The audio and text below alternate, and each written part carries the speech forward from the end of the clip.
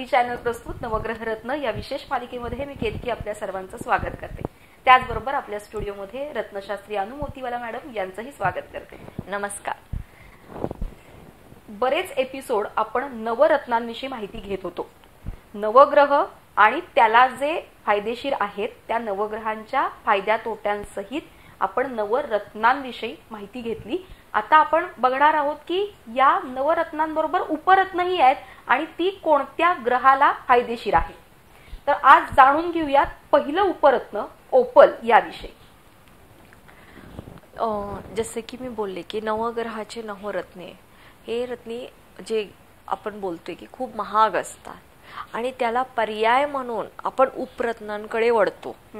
आणि असे जे उपरत्न जे ज्योतिषशास्त्री जे मोठे होते आपले विद्वान जे होते त्यांनी 84 प्रकारचे रत्नांना मान्यता दिली, जे आपण ज्योतिषशास्त्रानुसार कुंडली बघून हस्तरेखा बघून अंकशास्त्रानुसार वापरून आपल्या आयुष्यात ज्या गोष्टी घडत असतात वाईट गोष्टींना आपण त्याचा वापर करून ते छान पद्धतीने त्याचा उपयोग करून घेऊ शकतो. त्याच प्रकारे सर्वांच्या तोंडात येतो ओपल रत्न, जे शुक्रासाठी वापरला जातो. जे शुक्रासाठी पर्याय रत्न म्हणून आपण जे वापरतो त्याच्यात आहे ओपल, झिरकॉन. हे दोन रत्ने जे आहे ते जास्तीत जास्त आपण वापर करतो. किंवा पांढरा पुष्करास. अच्छा, पांढरे ते हिऱ्याला पर्याय. हिरा इतका महाग आहे की सर्वांनीच घेता येत नाहीये. तर त्याच्यासाठी दुसऱ्यांनी शुक्रासाठी काय करावं तर तुम्ही ओपल रत्न वापरू शकताय. ओपल रत्न जे आहे ते ऑस्ट्रेलिया आणि इथिओपिया मध्ये खूप छान मिळतात. ह्याच्यामध्येही वेगवेगळे कलर असतात, पण पांढरं किंवा बदामी कलरचा ओपल रत्न आणि तिच्यात ट्रान्सपरन्सी असायला पाहिजे. आणि त्याचबरोबर काही ओपल रत्न मध्ये फायर्स दिसतात. बर, वेगवेगळे स्टार्स गॅलेक्सी सारखे फायर्स दिसतात. अच्छा, त्याच्यामुळे शुक्राला वृत्ती म्हणजे शुक्राचा आपल्याला छानपैकी फायदा होऊ शकतो. ज्या कुंडलीमध्ये किंवा ज्या राशींमध्ये शुक्र अशक्त आहे त्यांनी ओपल रत्न वापरू शकतात.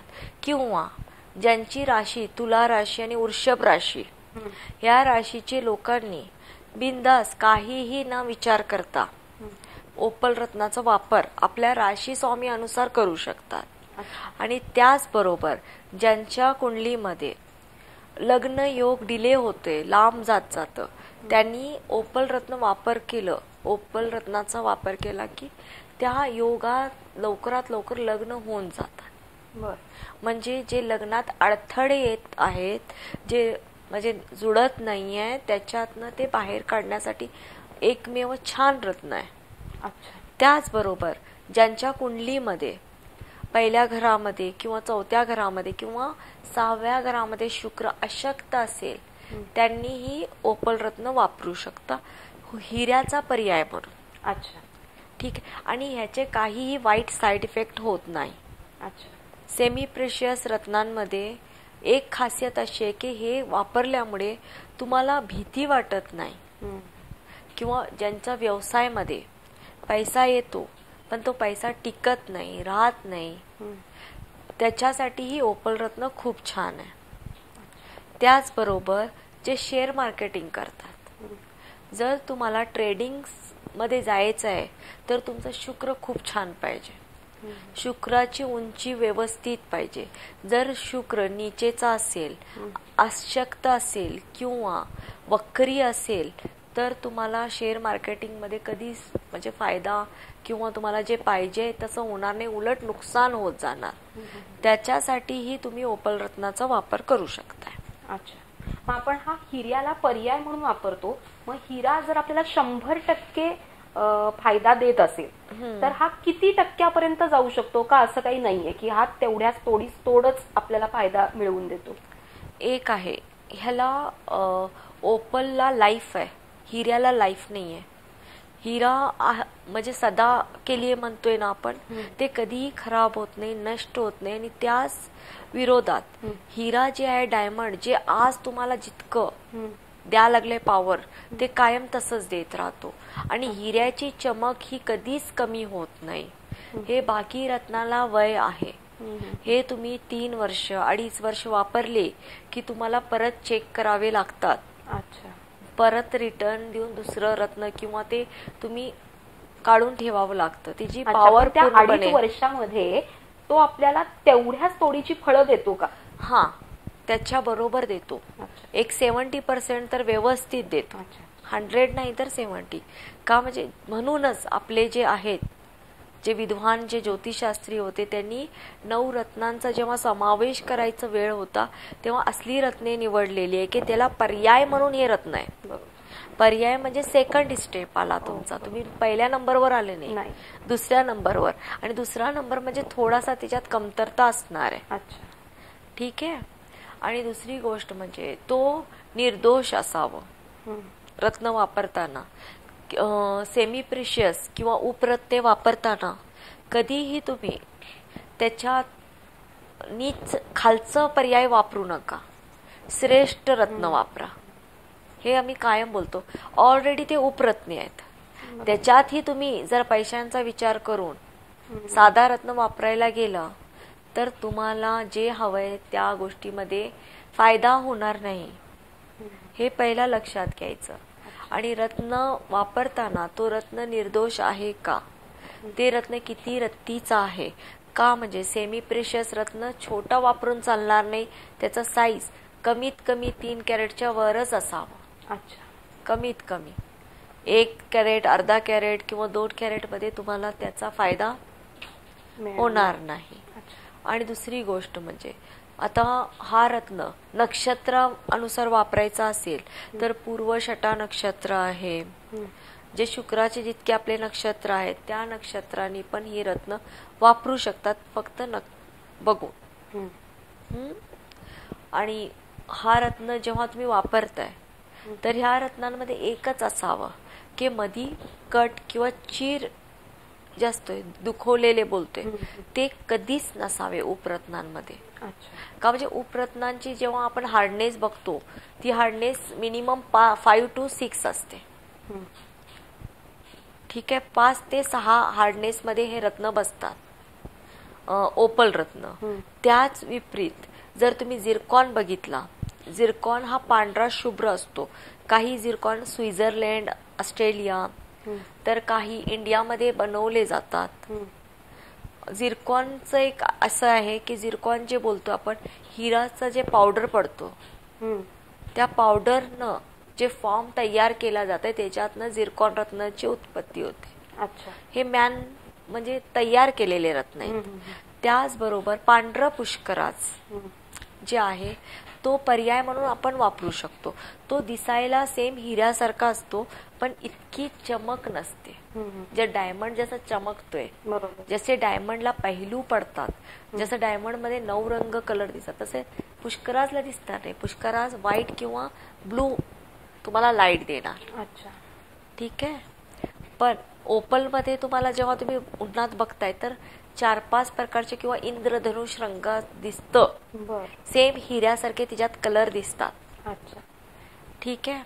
आणि दुसरी गोष्ट म्हणजे आणखीन एक झिरकॉन येतात जे सिलॉन मध्ये मिळतात. ते झिरकॉन पिवळ्या कलरचे असतात जे आपण पुष्कराजला पर्याय म्हणून वापरतो. आणखीन व्हाईट झिरकॉन असतात जे ओरिजिनल नॅचरल निघतात जमिनीतनं. ते पण शुक्रासाठी खूप छान आहे.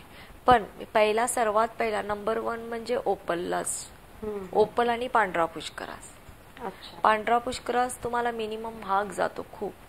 ते सेम पुष्कराजच्या रेट मध्ये येतो. ठीक आहे. पण ओपल एक छान रत्न आहे ज्याच्यामुळे शुक्र तुमचा स्ट्रॉंग होईल. आणि व्यवसाय करणारे जे नवीन स्टार्टअप करतात त्यांच्यासाठी खूप छान आहे. त्याचबरोबर जे कला क्षेत्रात आहेत, जे कलाकार मंडळी आहेत, जे डान्स ज्यांना खूप आवडतं, ज्यांना वाटतं की एक सुंदर डान्सर बनावं, त्यांच्यासाठी ओपल खूप छान आहे. जे व्यवसायामध्ये फूड इंडस्ट्रीमध्ये काही गुणांनी मास्टर शेफ असतात, जे व्यवसायामध्ये स्वतः स्वयंपाक तेन करतात, त्याच्यासाठी खूप छान आहे. स्वतःची इमेज जी आहे समोरच्या व्यक्तींना उभारून दाखवण्यासाठी जर ओपल रत्न धारण केला, ओपल रत्न हातात असेल, तर ते उठून दिसतं. म्हणजे तिच्या पर्सनॅलिटीमध्ये एक उबदार, एक रुबाबदार पण दिसून येतं. त्याच्यासाठी शुक्र वापरावं. काही खूप सुंदर असतात व्यक्ती, म्हणजे पुरुष असू दे, स्त्री असू दे, पण त्यांच्यात आपण बोलतो ना अट्रॅक्शन नाही आहे. म्हणजे आपल्याला ते कुठेतरी फिक्के पडल्यासारखे दिसतात. असे पर्सनॅलिटीज वाले ज्यांना वाटतं की मी छान आहे पण काय कुठेतरी काहीतरी माझ्यात कमतरता, त्यांनी ओपल रत्न वापरावं. त्याच्यात ते थोडक्यात म्हणतोय ना आपण स्पार्क कमी आहे तो भरून देण्याचा काम करतो. ज्यांना बोलतोय ना आपण, ज्यांना स्पोर्ट्स क्षेत्रात आहेत, जे सेलिब्रिटीज आहेत, त्यांनीही वापरू शकतात हे रत्न. अच्छा. मग आता जे आपण हिऱ्याला वापरण्याचे जे नियम आहेत तेच त्या ओपललाही आहेत का? म्हणजे ती शुभ धातू असेल, शुभ वार असेल, हे सगळं त्याला लागू होतं का? त्याचे काही वेगळे नियम आहेत? नाही, सेम. तुम्ही एक तर नक्षत्राच्या अनुसार धारण करू शकताय, किंवा शुक्रवारी सूर्योदयानंतर 10च्या दरम्यान हे रत्न तुम्ही धारण करू शकताय. चांदीच्या धातूमध्ये, चांदीचा धातू कधीही याच्यासाठी शुभ आहे. त्याचबरोबर सोनं जर करत असेल तर नो प्रॉब्लेम. रत्न काम करतो, धातू नाही. फक्त काय की ऑड धातू नकोय, की तांब्या, पंचधातू असं नकोय. चांदी किंवा सोना इज गुड ह्याच्यासाठी. आणि शुक्रवारचं जे शुक्राचा जे मंत्र आहे, ओम द्राम द्रीम द्रो शुक्राय नमा, हा रत्न जे पूर्णपणे व्यवस्थित शुक्र मंत्र जप करून 108 वेळ तुम्ही हे धारण करू शकता. जर स्वतःहून विधी करणार असेल तर त्या विधी करताना पंचामृत किंवा शुद्ध कच्च्या दुधामध्ये ते थोडं भिजवून ठेवावं 1-2-3 तास. त्याच्यानंतर शुद्ध जलानं अभिषेक करून हळद कुंकू अक्षदा वाहून अत्तरेचा, शुक्र हा सुगंधाचा आहे, कारक आहे, किंवा आपण कधीही महालक्ष्मी असू दे, शुक्राची पूजा करताना सुगंध कायम आपल्या जवळ असावं म्हणून अत्तरेचा वापर करावा. अगरबत्ती कंपल्सरी लावावी. त्याच्यावर तुम्ही अत्तरेचा वापर करून मग धारण करायचं. ठीक आहे. आता मग ही उपरत्न जी आहे ती आपण ज्योतिषशास्त्रानुसार वापरतो, म्हणजे पुराणातून आपल्याला ती आलेली आहे माहिती, म्हणजे वेदात वगैरे आपण ते वापरलंय. मग आता जसं हे अंकशास्त्र आहे किंवा हस्तरेखाशास्त्र आहे, त्याच्यामध्ये सुद्धा तेवढंच महत्व या उपरत्नाला दिलेलं आहे का? आहे दिलेला. मतलब जेव्हा न्यूमरॉलॉजीचा येतो, अंकशास्त्र येतो, तर अंकशास्त्रामध्ये कधी जास्तीत जास्त ती लोक सजेस्ट करतात उपरत्नांना. अच्छा. नंबर्स का? म्हणजे त्यांना रिस्क घ्यायचं नाहीये. आता ते 1 नंबर म्हणजे माणिक, सूर्य आला, सूर्याचा उपरत्न बोलणार रेड गार्नेट. अच्छा. ठीक आहे. असे का नंबर्सवर कुंडलीमध्ये कसं असतं की ग्रहांची जेव्हा मांडणी आपण करतोय ते एक्झॅक्ट असते. म्हणजे तुमचा टाइम आणि डेट ऑफ बर्थ, टाइम आणि जन्माची जे बोलतोय आपण, जे जन्माचं जे नक्षत्र कुठला होता, तो नक्षत्र आणि तो दिवस, पहाट होती, दुपार होती किंवा रात्र, हे सगळ्या गोष्टीतनं आपण ते मांडलेलं आहे. म्हणजे आहे तसं. हस्तरेखा हा अंदाज आहे, जे कमी जास्त होत राहतं. हा हस्तरेखामध्ये आम्ही ठसे बघतोय तर लक्षात येतं आपल्या की शुक्र आहे तर शुक्र कितीपर्यंत वाढू शकतो. कमी आहे तर ह्याला आपल्याला आता व्यवस्थित द्यायलाच पाहिजे. खात किंवा हे रत्नांच्या ह्याच्यानं आपल्याला द्यायला पाहिजे, ज्याच्यामुळे ह्या व्यक्तीचं शुक्र व्यवस्थित झालं की हिचा मॅरेज लाईफ, व्यवसाय आणि ह्याचा आयुष्यात एक उत्साह जे बोलतोय, एक जगण्याची उमेद, हसत खेळणं, आपलं हसणं, आपलं एन्जॉयमेंट, हे सगळं शुक्रावर अवलंबून आहे. ज्या व्यक्तीचा शुक्र स्ट्रॉंग असतो तो व्यक्ती कायम सतत हसत खेळत राहतो. ठीक आहे. आपल्या ह्याच्यात मजेत राहणं तिला जास्त आवडतं, जे खर्च करणं तिला जास्त आवडतो. त्या कुठल्या गोष्टीला घाबरणार नाही खर्च करायला. आणि तसंच शुक्र मजबूत असलं की आपल्याला ते दिसतं. तसंच त्याच्याकडे एकाकडनं पैसा पण यायला लागले, म्हणून ते ह्या गोष्टी वापरून खुश आहे तो. ठीक आहे. राहिलं अंकशास्त्र. अंकशास्त्रामध्ये आपण कधीही टायमिंगचा विचार करत, फक्त जन्मदिनांक, नाव, नेम, त्याची बेरीज, त्या अनुसार आपण सजेस्ट करतो. नाव दिलेलं आहे, जन्मतारीख फिक्स आहे. तिसरा पर्याय म्हणजे आपण काय करतो की एक ऑड नंबर तयार करतो, ज्याच्यामुळे हे नंबर मॅच करून आपल्याला एक शुभ अंक काढला जातो. मग त्याच्यासाठी कधीही जेव्हा अंकशास्त्राचा विचार करतात तर तुम्ही सेमी प्रेशियस स्टोन्स जास्त वापरण्याचा ते सल्ला देतात. ते डायरेक्ट नीलम नाही बोलणार तुम्हाला, ॲमेथिस्ट वापरा, ओपल वापरा, हिरा नाही. कुठेतरी वाटतं की ग्रहांच्यावर हे खूप प्रभाव करतात रत्न.